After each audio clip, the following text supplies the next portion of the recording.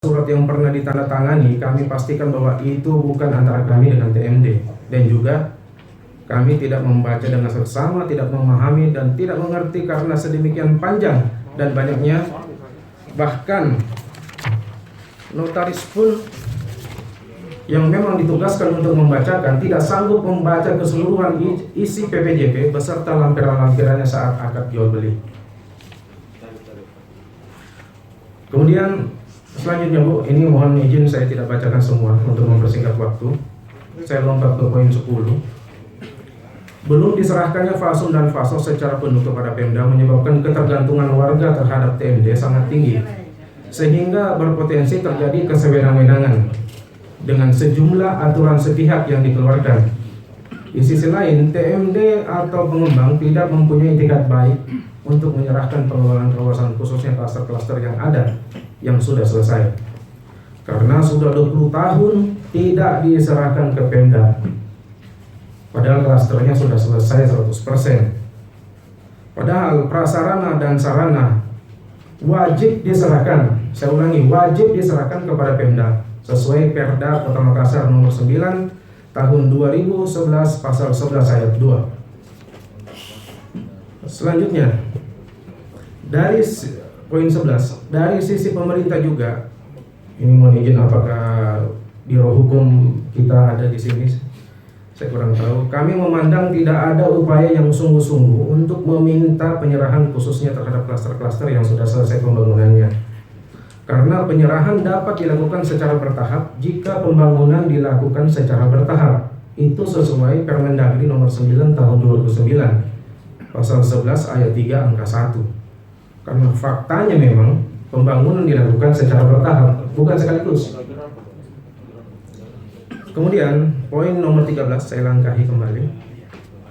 Seringkali pihak TMD berdalih atau berbicara mengenai hak dan kewajiban, sementara kewajiban dia sendiri lupa. Contoh, jalan yang rusak menjadi salah satu sebab warga tidak mau membayar BPL. Padahal hal itu menjadi tanggung jawab pengembang sebelum diserahkan ke Pemda. Permendagri mengatur nomor 9 tahun 2009 pasal 25 ayat 1 dan juga Perda nomor 9 tahun 2011 pasal 26 ayat 1. Artinya apa? Bahwa selama belum dilakukan penyerahan, seharusnya jalan-jalan capek-capek. Dikasih tidur aja didorong, kasih tidur di bawah jangan diangkat. Didorong isinya. Kecapean. Tadi datang saya lihat. Jam 6.30, setengah jam kemudian, kalau Bapak tidak menunggui itu air mengalir, Pak, Bapak akan pergi ke toilet pakai air galon. Siang setengah 12 kami dapat lagi air, Pak, namanya air PAM, bukan air PDAM. Maaf Pak, PAM itu artinya perusahaan air minum. Perusahaan air minum belum tentu PDAM, Pak. Tetapi brosur yang kami terima ketika kami membeli rumah itu bunyinya adalah air PDAM 24 jam.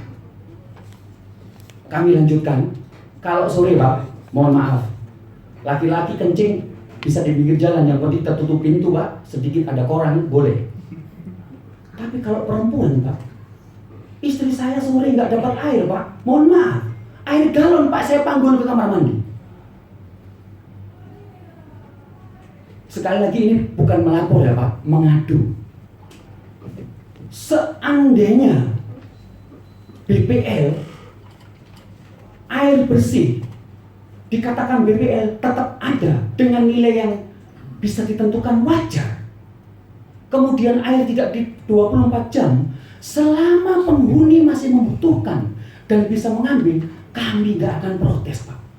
Karena malam-malam jam 12 malam kami tidak akan mandi Pak, mandinya pagi. Sebagai contoh Bu, kalau penghuni di satu klaster isinya 30 orang satu minggu ini, kemudian warga yang lain bercerita bahwa air sudah lancar, Mereka-mereka yang tadinya tidak mau